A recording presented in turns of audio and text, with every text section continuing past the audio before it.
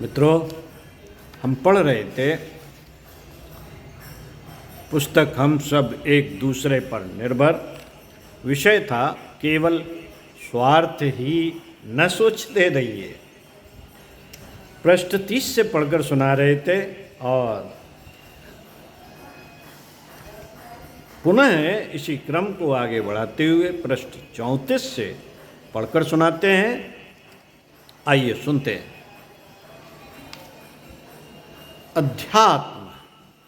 अध्यात्म की दृष्टि से सारा विश्व ब्रह्मांड ही एक है।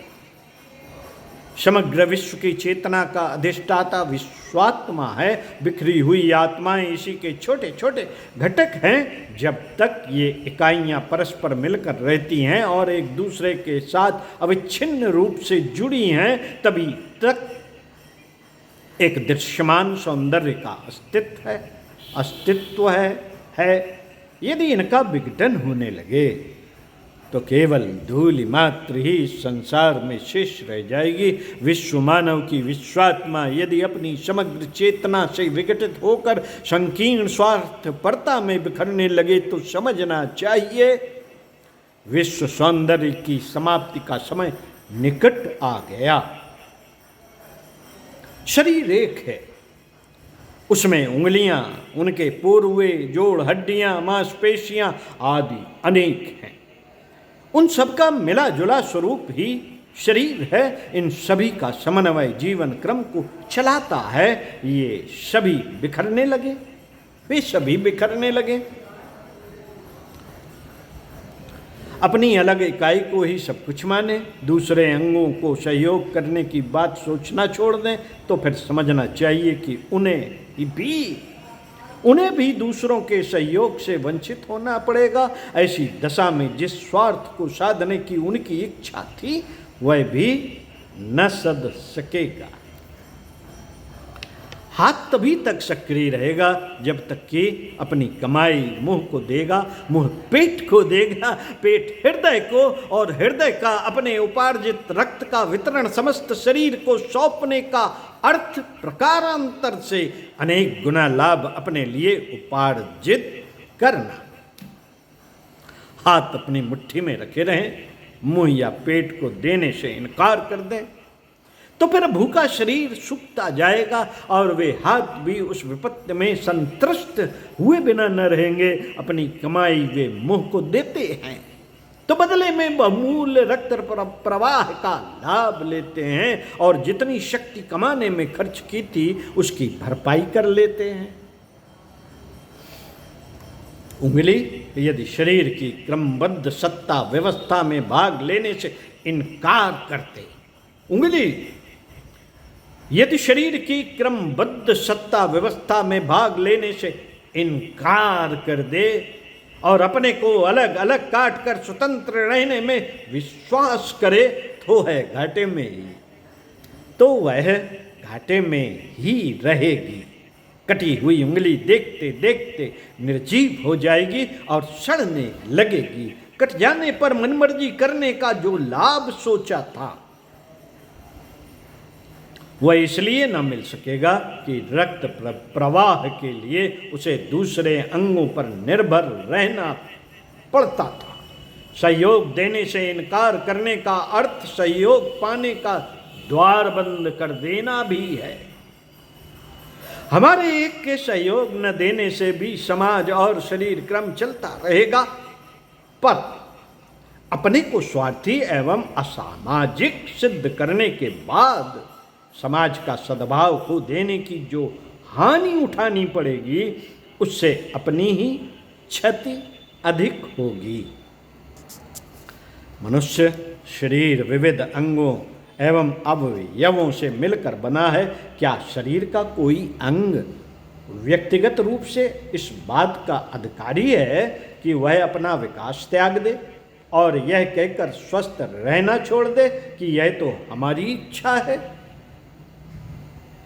यह हमारी इच्छा है कि हम उन्नत अवस्था में रहते हैं या गिरी दशा में आत्महनोते हैं।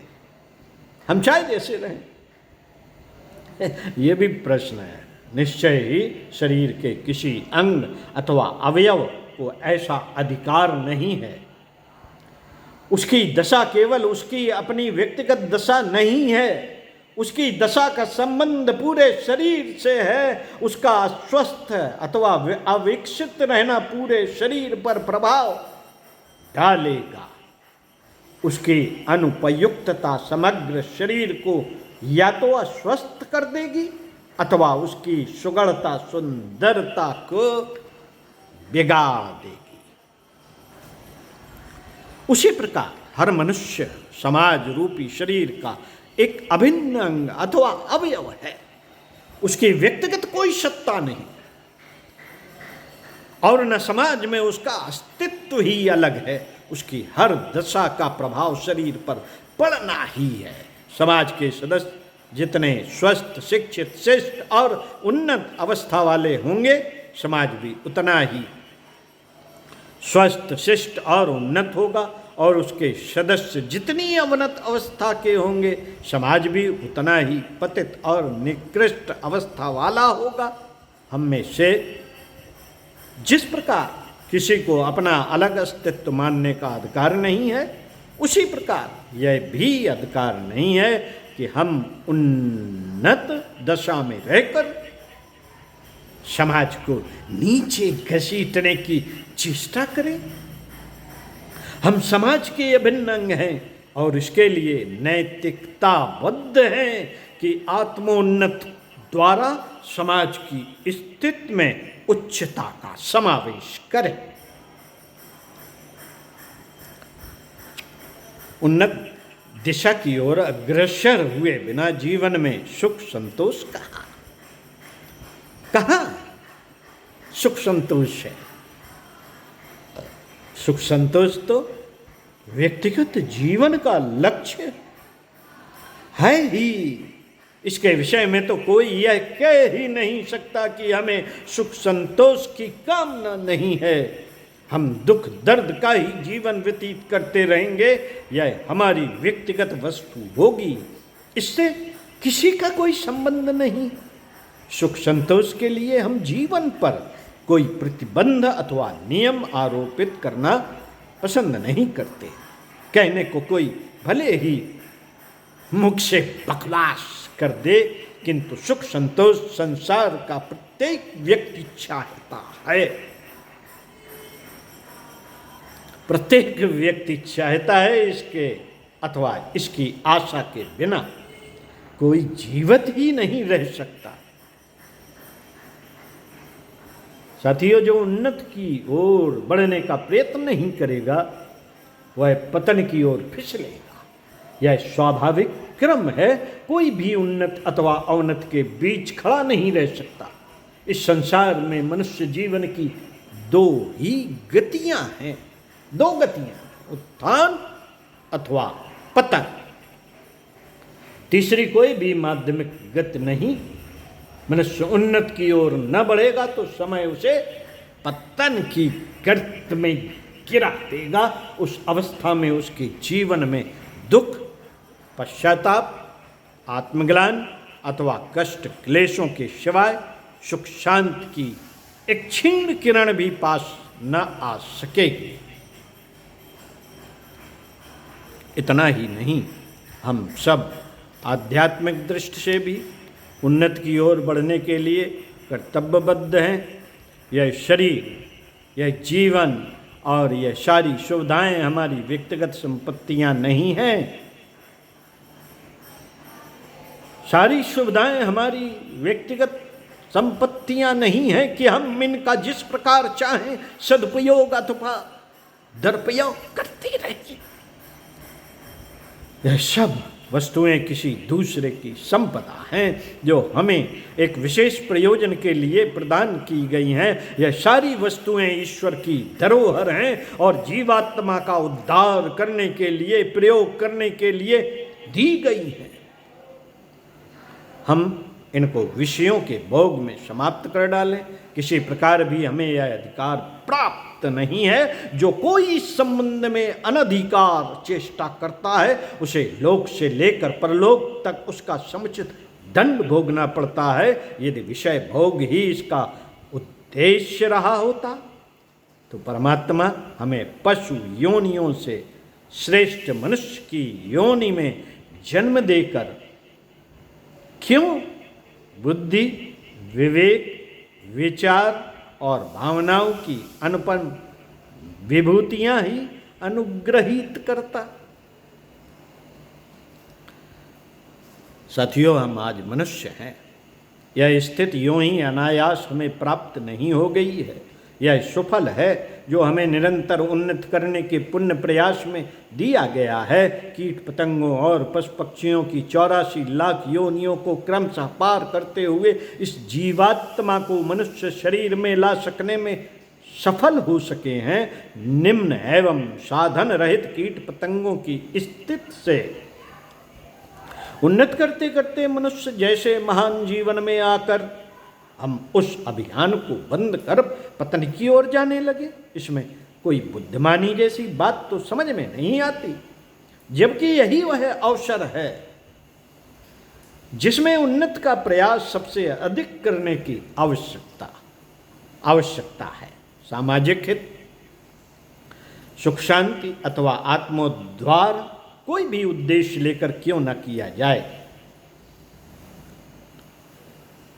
हम उन्नत की ओर अग्रसर होने को बाध्य हैं और हमें यह हितकर बंधन स्वीकार ही करना चाहिए। इन सभी उन्नतियों की ओर एक साथ अग्रसर होने का एक ऐसा समन्वित मार्ग निकाला जा सकता है जिसमें सामान्य जीवन से हटकर किसी विशेष प्रयत्न करने की आवश्यकता नहीं है।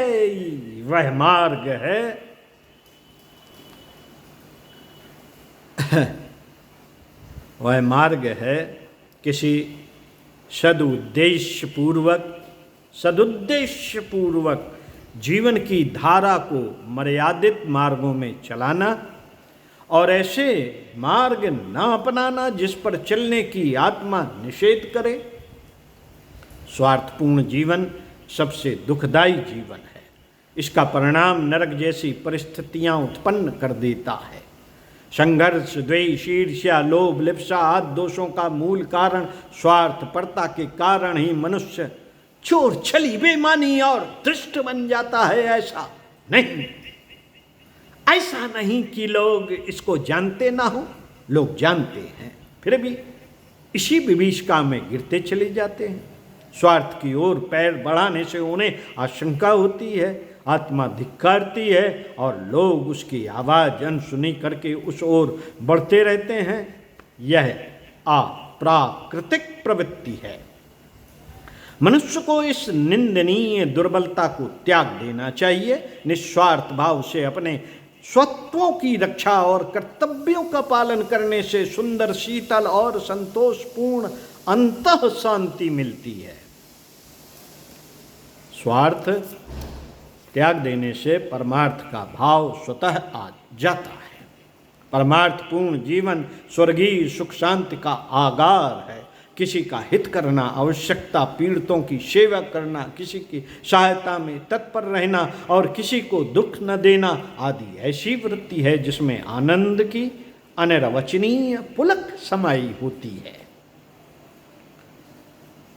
मित्रों, परमार्थी व्यक्ति बाहर से भले ही साधारण स्थिति का दिखाई दे, वह जोर जोर से हंसता खिलखिलाता भले ही दृष्टिगोचर न हो, तथापि उसका अंतःकरण परिपूर्ण ही बना रहता है। उसमें एक अहेतुक संपन्नता, गरिमा और गौरव की अनुभूति बनी रहती है। परमार्थी की आत्मा ही संतुष्ट नहीं रहती, बल्कि उसके संपर्क में आने वाला हर आदमी संतुष्ट और प्रसन्न रहता है, जिससे उसकी स्वयं आत्मा का आनंद बढ़ जाता है। सारे लोग उसे प्यार करते हैं, उस पर श्रद्धा के फूल बरसाते हैं और प्रशंसा किया करते हैं। समाज का यह अनुदान किसी के लिए भी सदा सर्वदा वांछनीय है। परमार्थ बुद्धि रखने वाले व्यक्ति का सामाजिक ही नहीं, पारिवारिक जीवन भी बड़ा सुखी व संतुष्ट रहता है। परिवारों में अधिकतर कलह का कारण स्वार्थपरता ही होती है। लोग अपनी अपनी लगाए रहते हैं, अपने लिए ही अधिक से अधिक वस्तुएं और अपेक्षा चाहते रहते हैं। हर कोई यह चाहता है कि परिवार में उसकी महत्ता और नेतृत्व ही बना रहे। प्रौढ़ सदस्य प्रौढ़ों के बीच और अवयस्क सदस्य समवयस्कों के बीच इसी भावना से प्रेरित रहकर कलह उत्पन्न करते रहते हैं। इस स्थिति में साथियों, इस स्थिति में तू में मैं होना स्वाभाविक ही है। जिस पारिवारिक जीवन को स्वर्ग तुल्य सुखदायक बतलाया गया है, वह नरक तुल्य कष्टदायक बन जाता है। नरक तुल्य कष्टदायक बन जाता है। जिस परिवारों के प्रमुख गृहस्थ परमार्थ दृष्टिकोण के होते हैं, वे सबसे पहले अपने स्वार्थ का त्याग कर अधिकारों को कर्तव्यों में समाविष्ट कर लिया करते हैं। सबके साथ समान प्रेम करते और सबको यथोचित आदर देते हैं। अपना कोई भाग न रख कर सारा का सारा परिजनों को बांट देते हैं। ऐसे समभावी मुखिया को कष्ट पहुंचाने वाला कोई काम करना किसी परिजन को पसंद न होगा। फिर जिस परिवार में त्याग, निस्वार्थ और स्नेह का त्रिविध समीर बहता हो, वहां के किसी सदस्य का चित्त अवांछनीय ताप से व्याकुल रह भी कैसे सकता है? प्रश्न है। सुगंध का स्वभाव है कि वह जिसके संपर्क में आती है उसे भी अपने समान ही सुगंधित कर देती है। गुणों का संपर्क दूसरों को भी गुणी बना देता है। परिवार नायक की त्यागमय गतिविधि अन्य सदस्यों को प्रभावित किए बिना नहीं रह सकती। एक बार अस्वार्थ का सुख अनुभव कर लेने पर फिर कोई भी व्यक्ति स्वार्थ को पास नहीं ठहरने देगा। इस प्रकार जिसने स्वार्थ के त्याग और परमार्थ के ग्रहण की महानता स्वीकार कर अपना जीवन तदन रूप ढाल लिया, उसके लिए मानो इसी संसार में स्वर्ग का द्वार उद्घाटित हो गया। जिसके परिवार में सुख शांति बनी रही और समाज जिसके लिए स्नेह एवं श्रद्धा के सुमन लिए खड़ा रहा, उसके लिए इससे बढ़कर स्वर्ग अन्यत्र कहाँ हो सकता है? हम सब देवताओं के जिस अनदेखे स्वर्ग की कल्पना करते हैं, उसमें भी तो इस प्रकार के सुख, संतोष, हर्ष और प्रसन्नता का आरोप किया करते हैं। वहां भी इससे अधिक और क्या होता है? और उसे पाने के लिए भी तो स्वार्थ का त्याग कर परमार्थ का ही पथ अपनाना पड़ता है। पंडित श्री राम शर्मा आचार्य हम सब एक दूसरे पर निर्भर आपको पढ़कर सुना रहे थे। विषय था केवल स्वार्थ ही न सोचते रहिए। इसी को आपको पढ़कर सुनाएंगे अपने अगले वीडियो में। इसी क्रम में पृष्ठ 40 से तो सुनते रहिए कुछ अच्छा और पढ़ते रहिए कुछ अच्छा। ओम शांति।